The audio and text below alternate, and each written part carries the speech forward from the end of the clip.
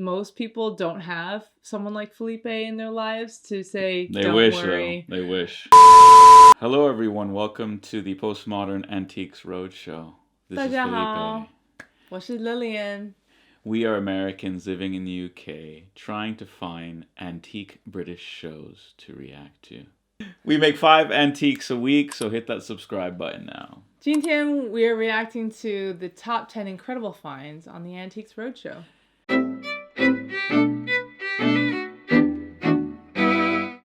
I know that we've done an Antiques Roadshow Vlog, but we've never done a reaction to the actual show.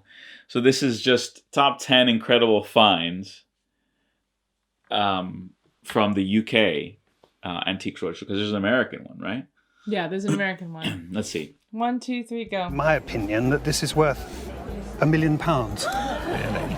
Welcome to Watch Mojo UK, and today we're counting down our picks for the top 10 incredible finds on Antiques Roadshow. Now that is exceptionally rare. This is not that. This is something better.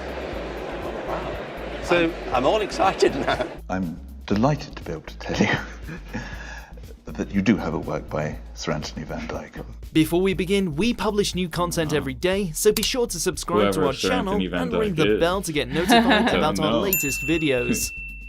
For this list, we'll be looking at a selection of the rarest gems, biggest profits, and impressive finds that wowed both the experts and the people who brought them in. Which one impressed you the most? Is there a particular find you remember that isn't on this list? Let us know in the comments below. Number 10, Painting by William Orpen.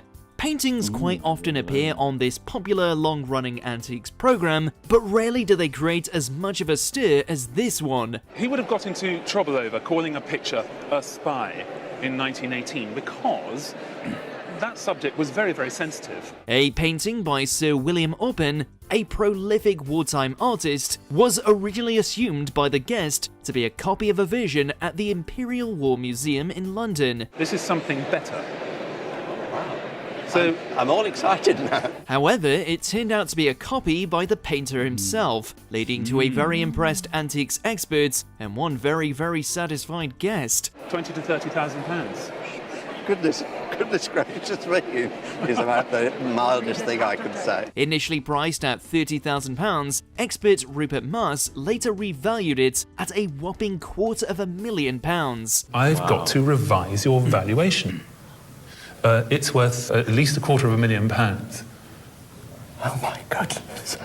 Number 9, Richard Why did Dadd he revise painting. it? Richard Dadd Bring is him a back famous and like, look, we Victorian have an update. painter Look, known we for made a creating mistake. supernatural pictures, many of which he completed from Bethlehem and Broadmoor psychiatric hospitals. So it was a huge surprise to see Was an that original the, of his appear on this show. Nativity? I would hope that some indications, I mean, it would be too much to hope, really, that this was a lost painting by Richard Dadd. Causing a ripple of excitement, it turned out to be a lost painting of his called The Desert, which had been sitting in the attic of a local couple's home for years. It is an international treasure, a lost picture. Look at her and eyes. I feel that it could possibly make somewhat over Look at her £100,000. mouth.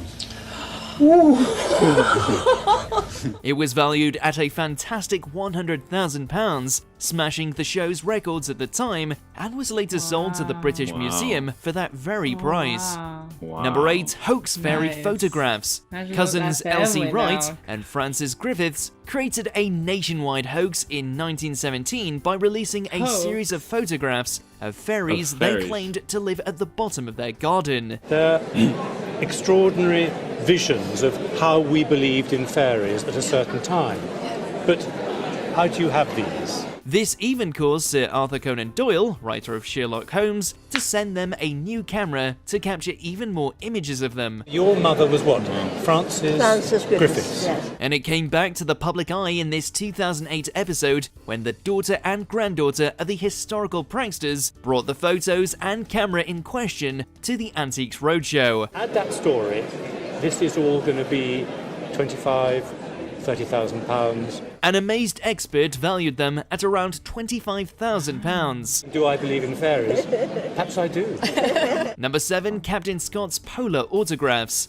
In Cardiff, a member of the public brought in what appeared to be a run-of-the-mill autograph book containing illustrations and a series of autographs. It is the crew of Captain Scott's ship, the Terra Nova, on his way to the Antarctic. However, these weren't just any old scribbles. They were taken from Captain Scott and his crew from their ill-fated polar voyage that ran from 1910 to 1913. But this is amazing. So how did you get it? Well, it belongs to my wife. It passed down through her family. Featuring the names of all those involved on the Terra Nova expedition, it was given a valuation of up to £3,000. And given its context and the fact it was on the show exactly 100 years from the day they were taken, it's certainly one of the most incredible finds. Well, I think that this is worth somewhere in the region of £2,500 to £3,000. Certainly. Let's go to the top three. How about that? Very good. Number 3, the FA Cup Trophy. Arguably English football's biggest tournament, the FA Cup is known for some of the beautiful game's most exciting matches and the unpredictability of some of the country's biggest teams playing against some of its smallest. But up it goes. Arsenal extend this record. Oh, is that COVID? Is this the COVID era with no one in the stands? Back in 2015, the actual trophy itself made a cameo in Harrogate, North Yorkshire, when it was brought in by BBC Sports' Gabby Logan and former Leeds United manager Eddie Gray. Leaving Alistair Dickinson flabbergasted, it scored a price of over £1 million, breaking the show's records at the time of filming. Back of the net. Gerrard! He's got it! Oh, Steven Gerrard!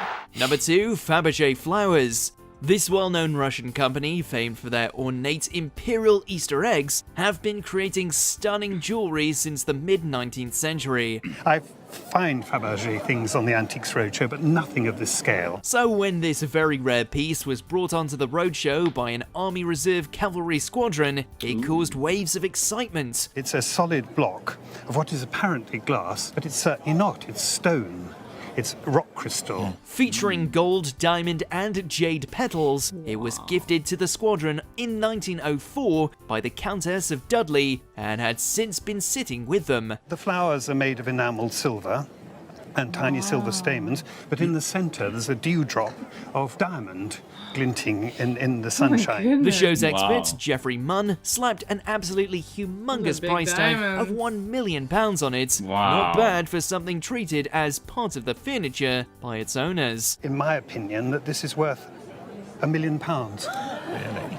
Wow. Number 1, Angel of the North model. One of the UK's most iconic landmarks, the Angel of the North was designed by Anthony Gormley and unveiled on the outskirts of Gateshead in 1998. And it was a scaled-down maquette of the 66-foot-high sculpture that made it on air, much to the joy of art expert Philip Mould. And indeed it was an angel or a group of angels who heralded the birth of Christ, using something that has a deep resonance in our culture. The model in question was the basis on which the final structure was approved, meaning it is a genuine true likeness. It was given a truly staggering £1 million valuation, going down in history as one of the show's most incredible finds. On the basis that this is half the size, I would comfortably value it at £1 million. Amazing. Wow. Okay. That's the thing about, I wonder in the US how old the thing, that wasn't that old, that was just 1990s or whatever. But what do we have, 1800s? I think we skipped over one of them that would have been medieval, but you look at the US versions and I think they're not that old. 1800s, yeah. Yeah, that show is very popular, isn't it? Like in America, yeah. Oh yeah, it's a big country, so when they do the tour, you can hit so many cities. People flock there to get to present their stuff. And it's oftentimes just nothing. Have you ever found something that you thought, no, man? Do you have anything like that? I have found a slip of paper once that was a receipt for furniture in the 1910s. Okay. And it was very elegantly handwritten. And it was a woman in London suburb or something that had purchased some furniture. And a note said that it will be delivered on such and such date. Okay. I'm sure it's not worth anything, but I thought, wow, this is really cool. I bought a used book, an old used book, and it was tucked in there. Oh, yeah. You were like 1910. Come on. Yeah. No, I own some books from the 1700s. From the 1700s. Joseph Addison, who was a prolific English writer of news and plays from England, and that's probably my oldest possession.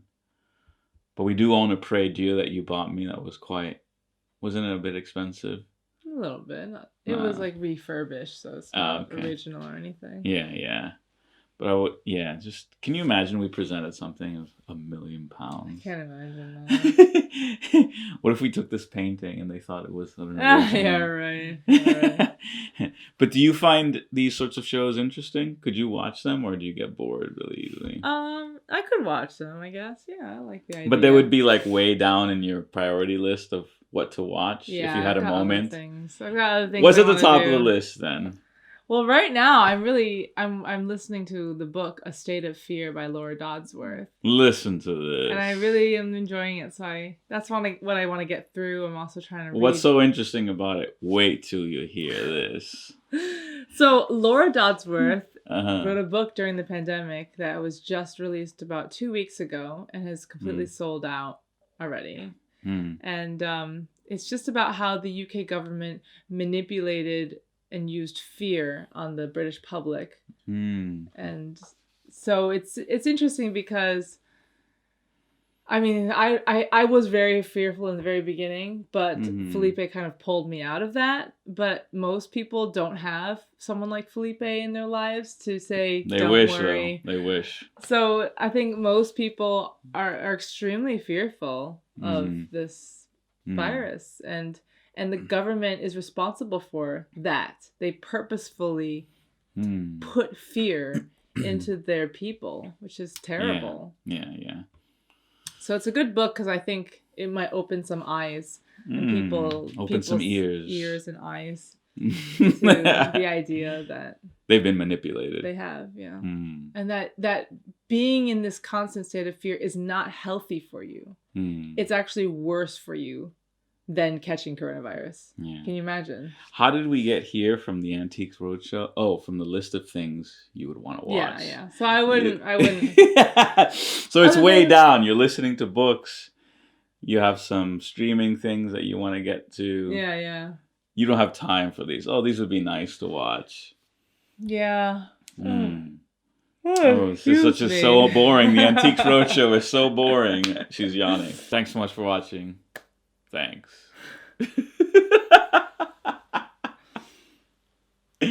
Bye. Bye. Yeah.